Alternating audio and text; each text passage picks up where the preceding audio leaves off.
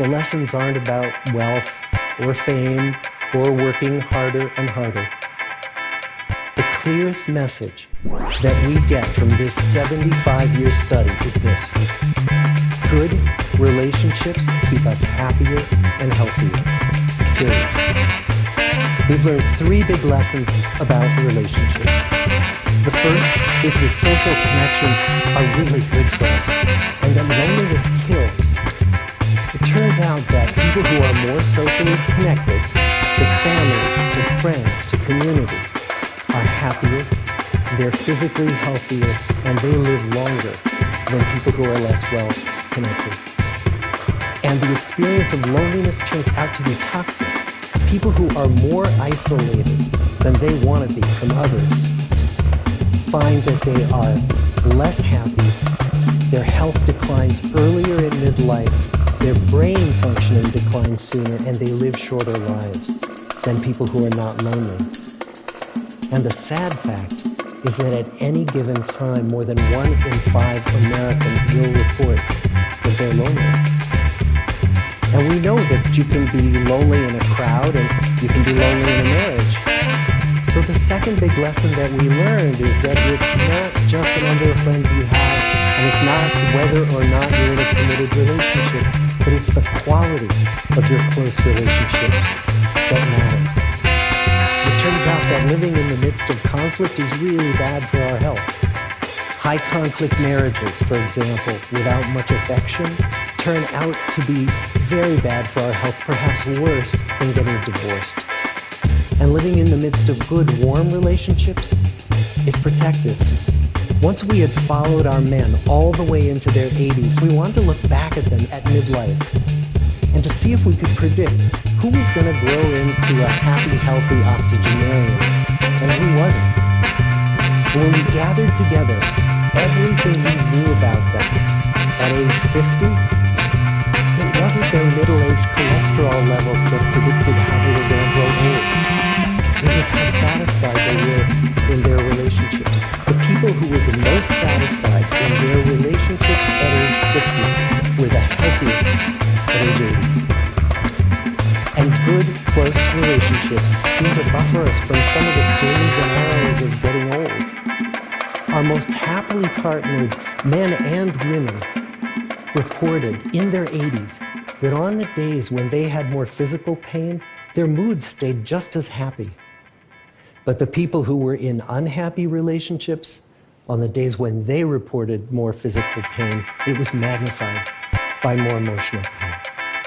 And the third big lesson that we learned about relationships and our health is that good relationships don't just protect our bodies, they protect our brains.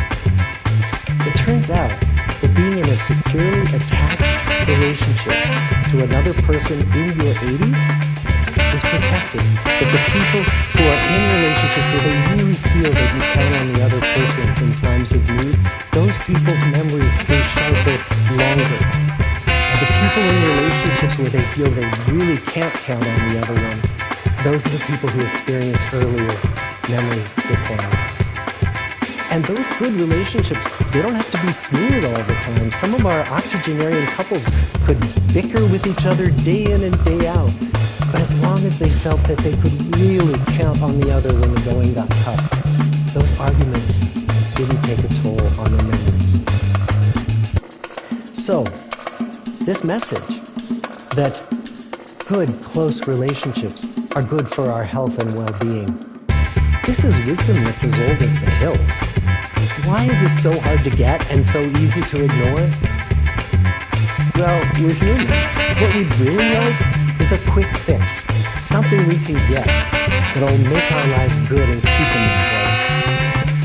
Relationships are messy and they're complicated, and the hard work of tending to family and friends is not sexy or glamorous. It's also lifelong. It never ends. The people in our 75-year study who were the happiest in retirement were the people who had actively worked to replace workmates with new playmates. Just like the millennials in that recent survey, many of our men, when they were starting out as young adults, really believed that fame and wealth and high achievement were what they needed to go after. life. But over and over these 75 years, our study has shown that the people who fared the best were the people who leaned into relationships with family, with friends, with community. So what about you? Let's say you're 25, or you're 40, or you're 60. What might leaning into relationships even look like? Well, the possibilities are practically endless. It might be something as simple as replacing screen time with people time, or livening up a stale relationship by doing something new together, long walks or date nights, or reaching out to that family member who you haven't spoken to in years, because those all too common family feuds take a terrible toll on the people who hold the grudges. I'd like to close with a quote from Mark Twain. More than a century ago, he was looking back on his life, and he wrote this: "There is a time so brief is life for bickerings, apologies, heartburnings, callings to account. There is only time for loving, and but an instant, so to speak, for that. The good life is built with good relationships." Thank you.